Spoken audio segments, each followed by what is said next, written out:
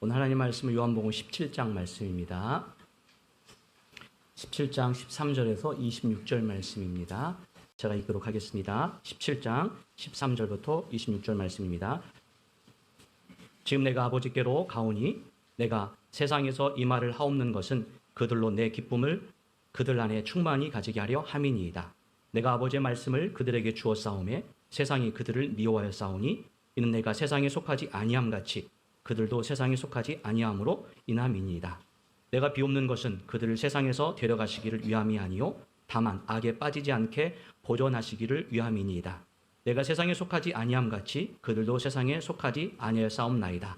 그들을 진리로 거룩하게 하옵소서. 아버지의 말씀은 진리니이다. 아버지께서 나를 세상에 보내신 것 같이 나도 그들을 세상에 보내었고 또 그들을 위하여 내가 나를 거룩하게 하오니 이는 그들도 진리로 거룩함을 얻게 하려 함이니이다. 내가 비옵는 것은 이 사람들만 위함이 아니요 또 그들의 말로 말미암아 나를 믿는 사람들도 위함이니 아버지여 아버지께서 내 안에 내가 아버지 안에 있는 것 같이 그들도 다 하나가 되어 우리 안에 있게 하사 세상으로 아버지께서 나를 보내신 것을 믿게 하옵소서. 내게 주신 영광을 내가 그들에게 주었사오니 이는 우리가 하나가 된 것 같이 그들도 하나가 되게 하려 함이니이다. 곧 내가 그들 안에 있고 아버지께서 내 안에 계시어 그들로 온전함을 이루어 하나가 되게 하려 함은 아버지께서 나를 보내신 것과 또 나를 사랑하심 같이 그들도 사랑하신 것을 세상으로 알게 하려 함이로소이다. 아버지여 내게 주신 자도 나 있는 곳에 나와 함께 있어 아버지께서 창세전부터 나를 사랑하심으로 내게 주신 나의 영광을 그들로 보게 하시기를 원하옵나이다. 의로우신 아버지여 세상이 아버지를 알지 못하여도 나는 아버지를 알았사옵고 그들도 아버지께서 나를 보내신 줄 알았사옵나이다. 내가 아버지의 이름을 그들에게 알게 하였고 또 알게 하리니 이는 나를 사랑하신 사랑이 그들 안에 있고 나도 그들 안에 있게 하려 함이니이다. 아멘. 반갑습니다. 어떻게 반응이 영 재미없네. 이럴 때 어떻게 하는 줄 아세요? 삼행시 나그네로 시작하려고 합니다. 시작하세요. 시작하세요. 나는 여러분을 그리스도 안에서 진심으로 사랑하고 그대들도 저를 그리스도 안에서 사랑합니까? 네. 됐어요.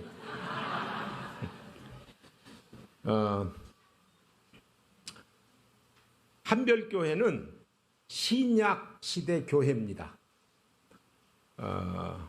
예수님께서 이 땅 위에 오셔서 구속을 성취하시고 그 구속의 복음, 영생의 복음, 생명의 복음, 화목의 복음을 전파할 수 있도록 예수님 재림 때까지 전파할 수 있도록 세우신 믿음의 공동체가 교회입니다. 요한복음 1장 40절에서 42절에 보면요.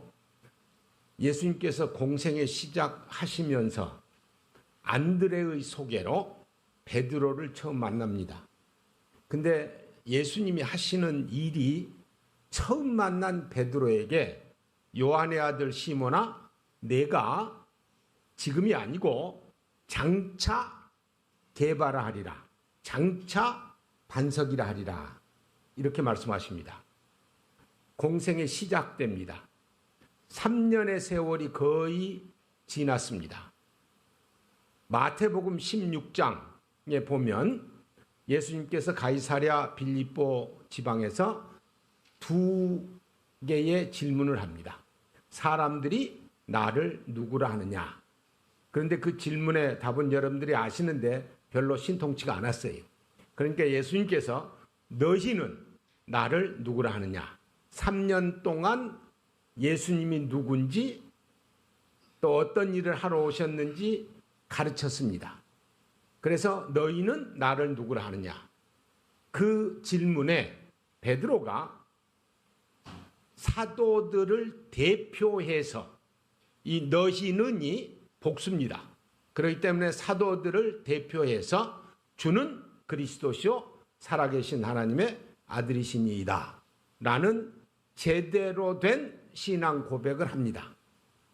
그 고백을 들으신 예수님께서 베드로를 많이 칭찬한 다음에 3년 전에 너는 장차 반석이라 하리라 하셨댔는데 그 고백을 들으신 다음에는 너는 베드로라, 너는 반석이라, 이 반석 위에 내가, 이게 또 중요해요, 내가 내 교회를 세운다가 아니고 세울 것이다. 미래시상이에요. 왜 예수님께서 바로 그 당시에 신약교회를 세우실 수 없었는가? 예수님이 살아계셨기 때문에.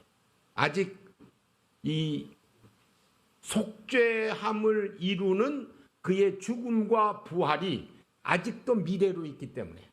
그래서 내 교회를 이 반석 위에 세울 것이다 라고 예언적으로 얘기를 합니다.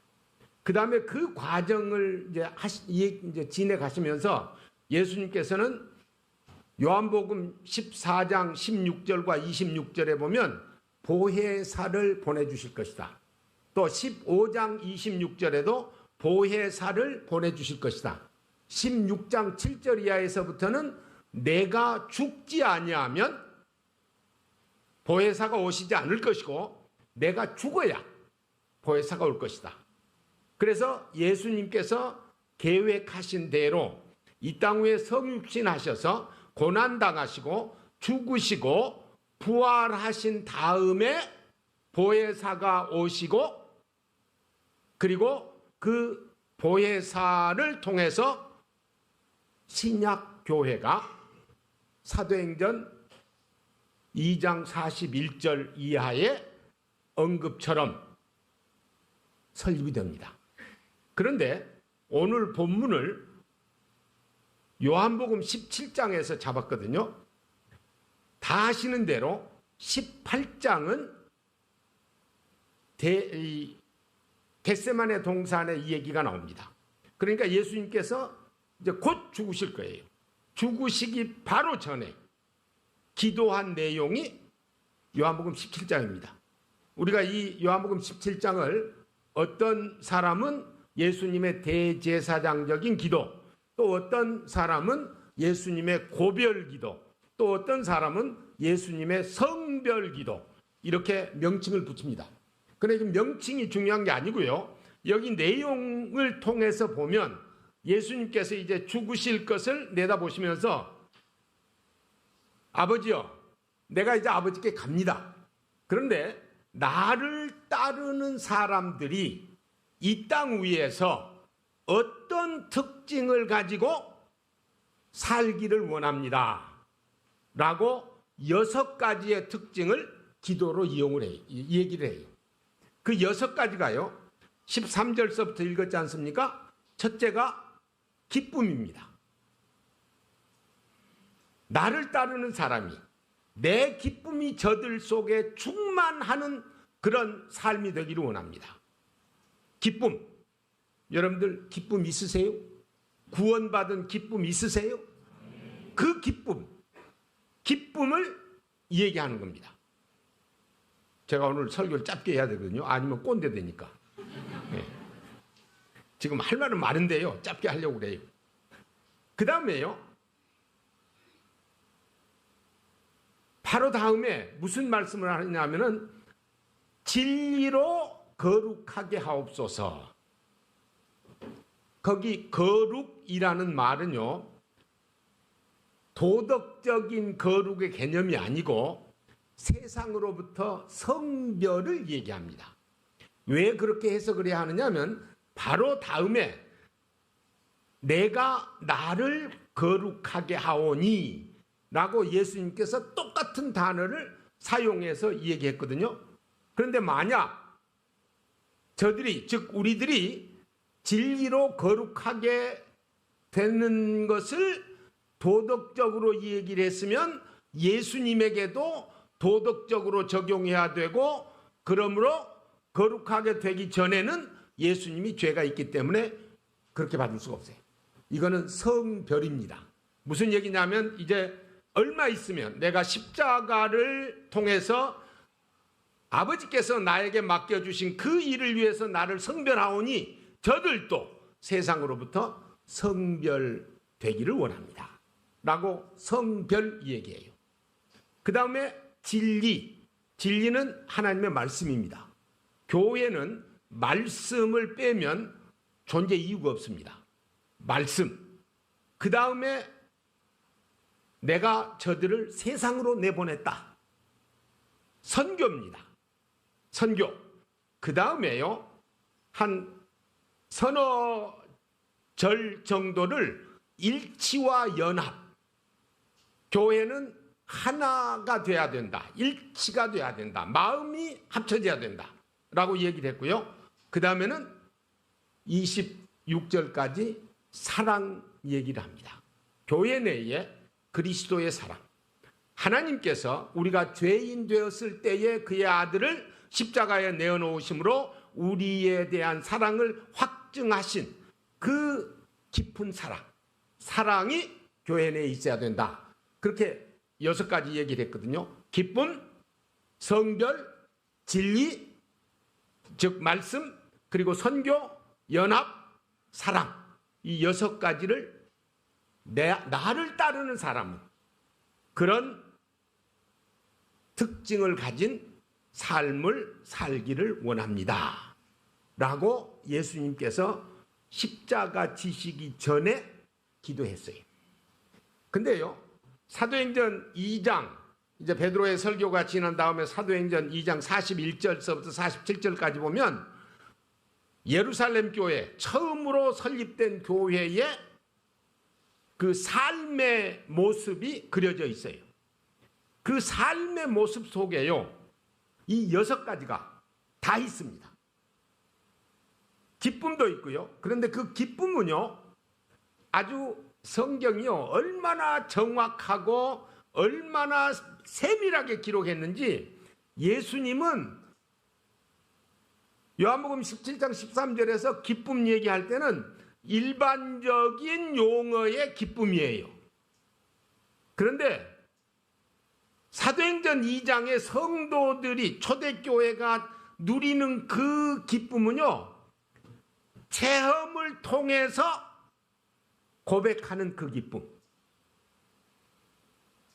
그러니까 음식 보고 야 맛있겠다 이것 하고 먹어보고 야 맛있겠다 맛있다 요 차이.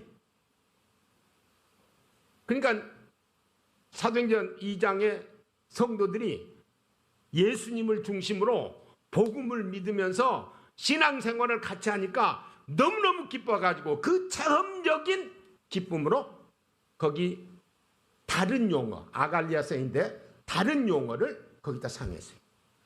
그리고 거기에 6가지가 다 나와요. 이 말씀은 무슨 말씀입니까?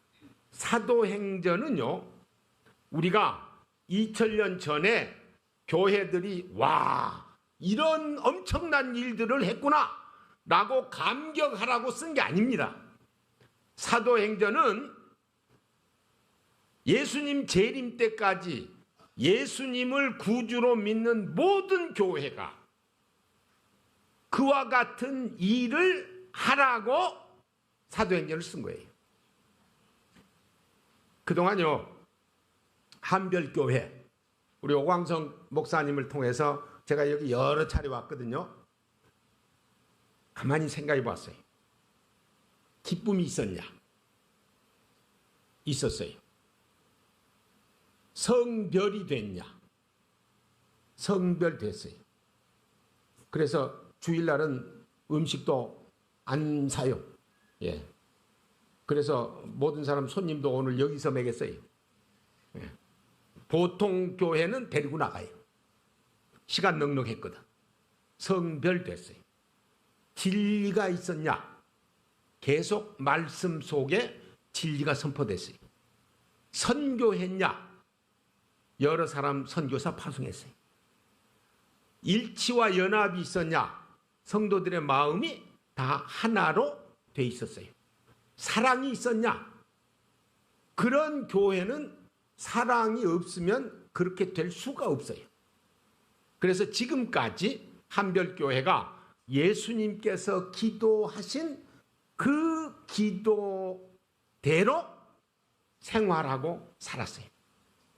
이제 조기현 목사님, 이제 담임 목사님으로 수고하실 텐데, 조기현 목사님도 다른 곳에서 사역하시는 것을 제가 많이 봤거든요. 애틀란타에서도 봤고 송파제일교회에서도 봤거든요. 말할 것도 없이 이 6가지를 실천하면서 교회를 섬기리라고 확신을 합니다.